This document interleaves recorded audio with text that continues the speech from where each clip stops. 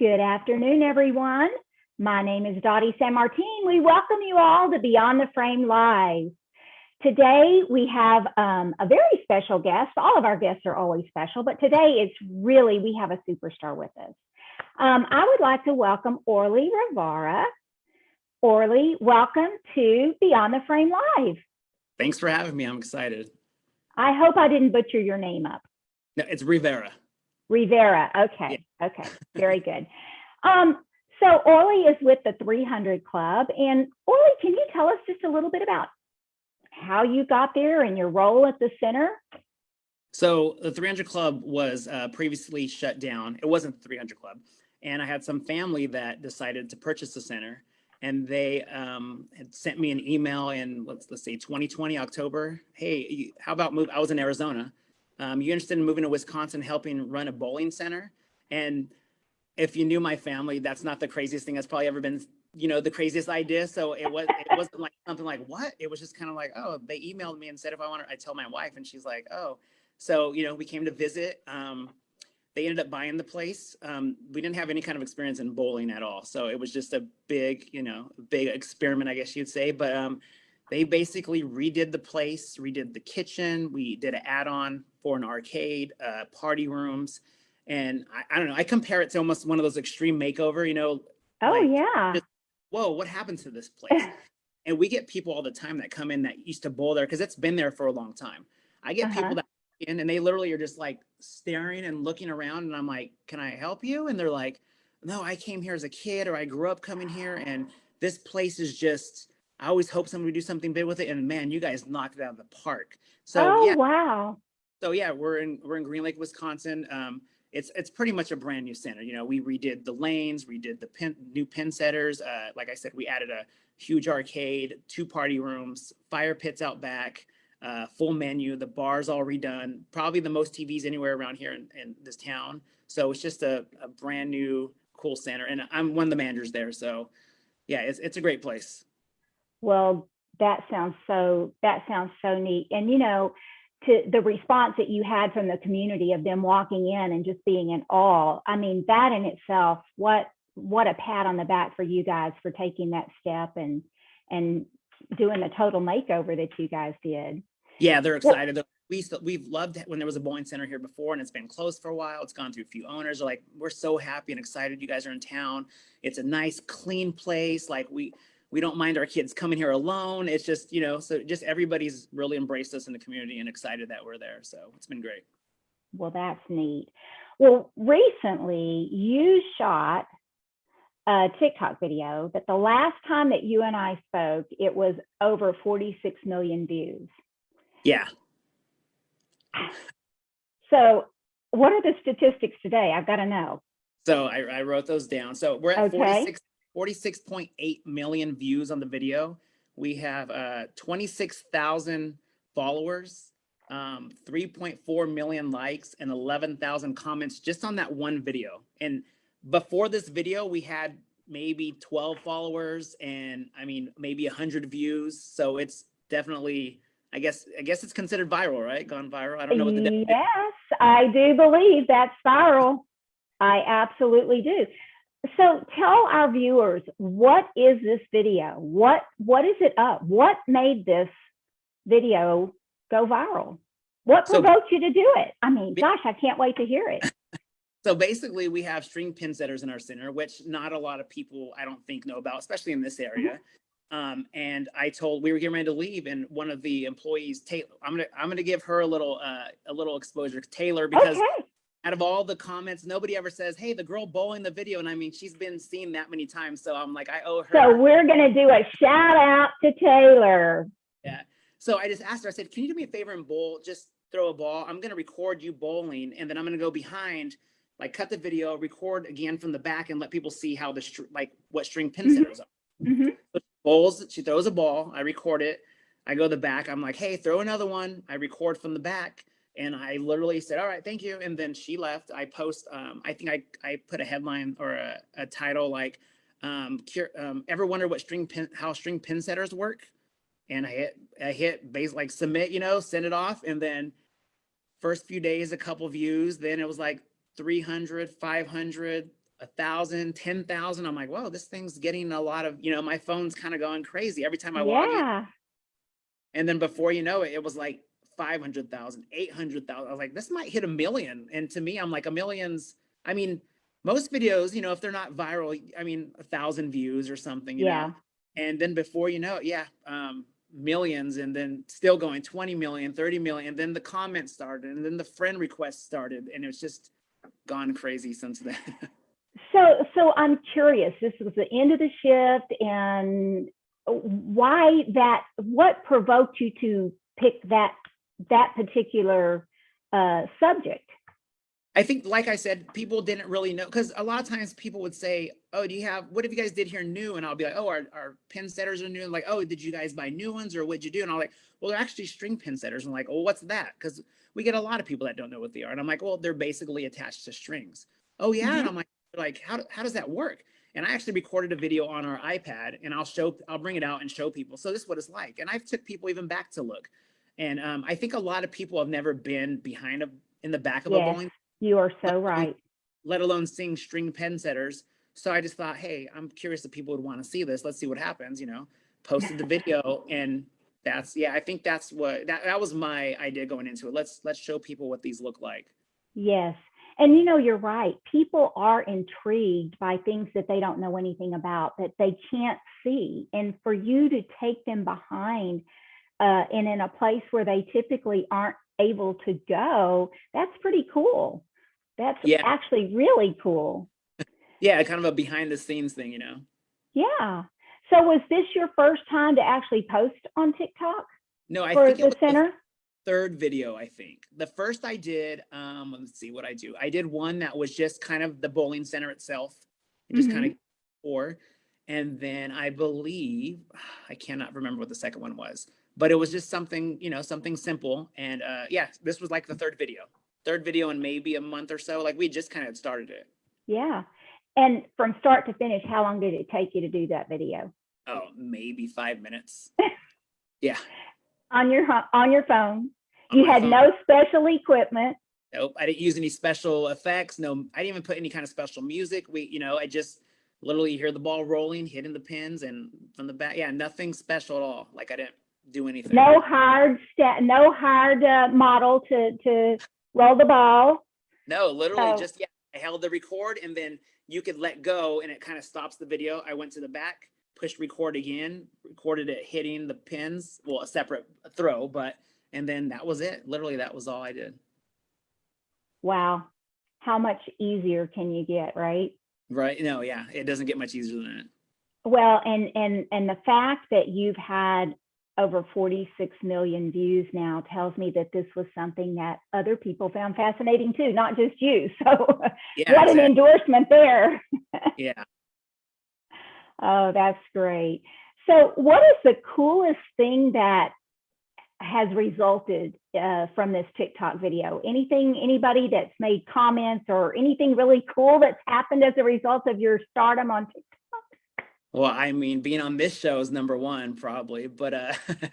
But I mean, getting invited to do an interview, or we had the State Journal, so one of the big newspapers, and that's a good hour and a half away. They came out and wanted to do an interview with us and take pictures, and they wrote about it. And very nice. My son's teacher, she sends me an email the other day. Hey, the newspaper in my mom's town had an article about the 300 Club. I clipped it for you, and I'm gonna bring it into you. So they, even though they kind of piggybacked off the other article, they did their own article with different pictures and different headline. Wow. Yeah, I mean, it's definitely, I think the coolest thing is, getting the interviews, getting people in there, having people ask about it. Or I had a girl the other day. One lady goes, "Those are strings," and I said, "Yeah." She goes, "We didn't even know that existed." And the one girl goes, "I just showed them a video." And I was like, "Oh, can I see?" And she shows me. I was like, so the video that she was showing them. I recognize that. Yeah. So it's just brought like a lot of exposure. So. Oh, wow. Well, I'm going to do a few shout outs here. Hey, Bill Gay. He's joining us this afternoon. Chuck Landy. Hi, Dottie San Martin. Guys, thank you for joining us this afternoon.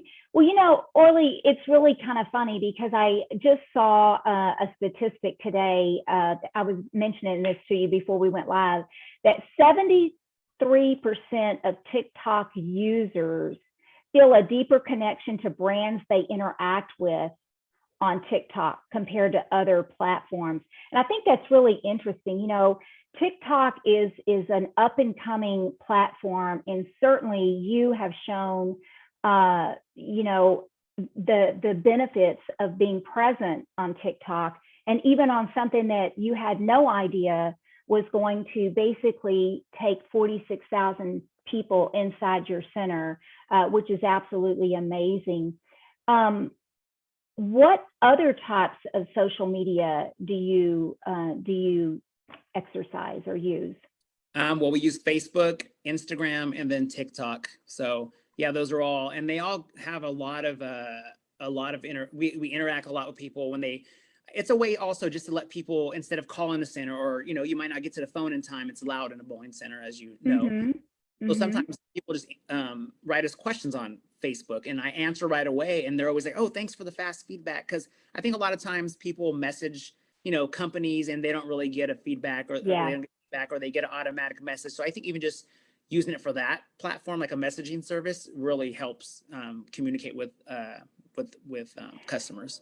And you know, you mentioned something there about getting back to customers. That's something that's so important. And really, when you are, you know, monitoring that and you are getting back to the customer in a timely manner, that's wonderful. But on the other side of it, if customers are writing in comments and you don't, then that can be very damaging as well. So it's nice to see that you are very proactive in making sure that you're answering those questions and servicing your customer that way.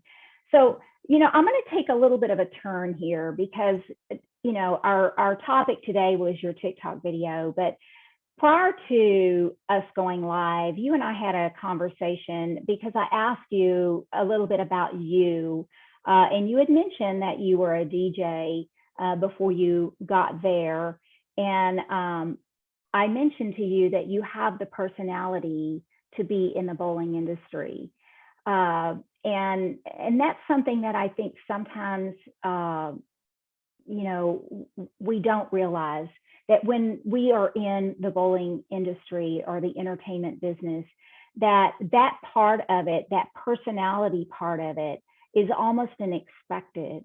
So can you tell our viewers what you were sharing with me earlier about kind of your role there in the beginning and what you've done and how that's kind of evolved for you? Yeah, like I mentioned, I used to work in radio. So I've always worked in the community, worked with people, worked with listeners, you know, just basically their customers. So when my family asked me to come out, they're like, you know, we know you're friendly. Usually everybody gets along with you and everything. So yeah, I came out, and I mean, as I mentioned, I've never did anything with bowling. So you don't really have to be a professional when it comes to the bowling industry to work in the bowling industry, because I got there and just with customer service and, you know, friendliness, I feel that I've been pretty successful with it. People, Yes.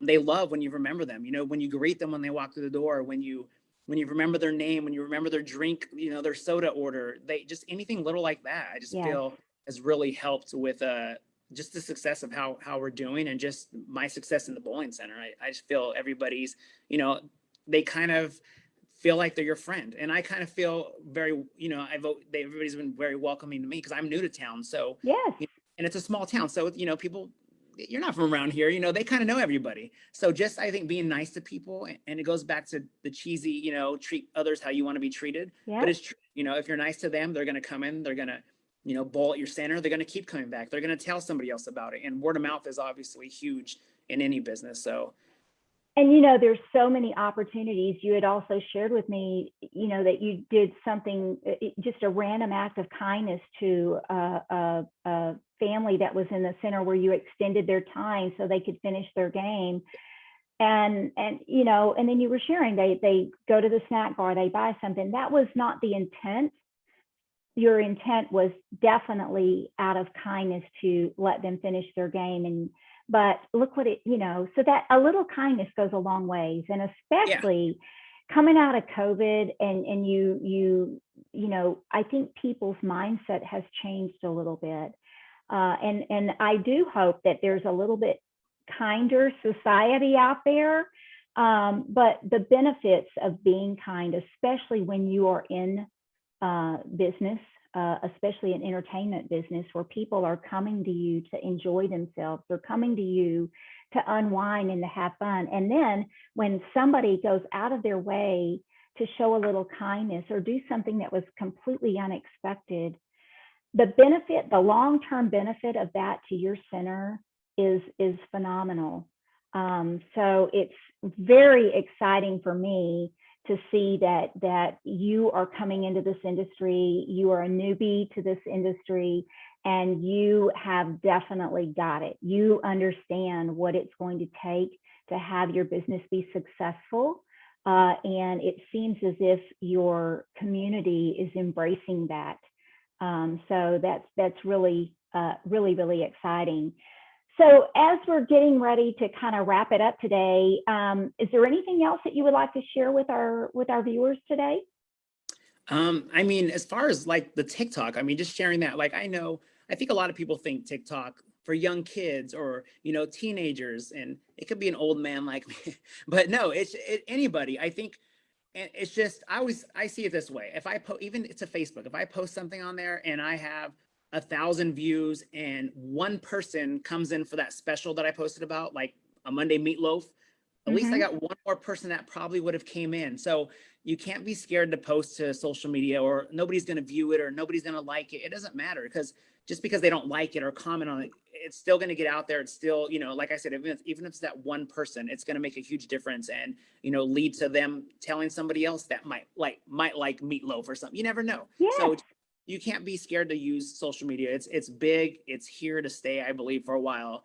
And, it's definitely a advantage to your center to use it. I couldn't agree more. And the other thing is, be honest. If you post something and you've made a mistake, it's okay. I mean, especially now, COVID has made viewers a lot more understanding. So it's nothing to see a Zoom with a cat running across the screen or whatever.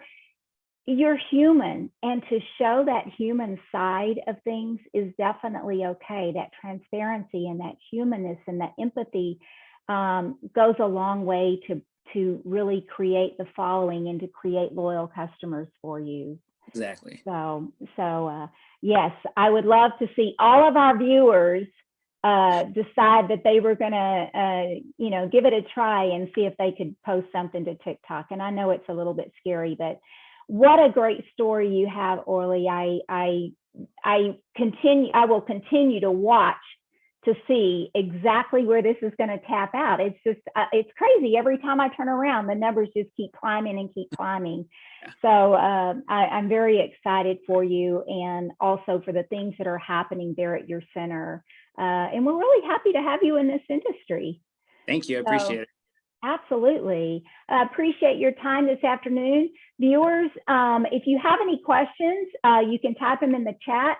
Hopefully, if there's a question that we haven't answered for you today, either myself or Orly will get back with you. I'm sure it's more Orly because he's the superstar here today.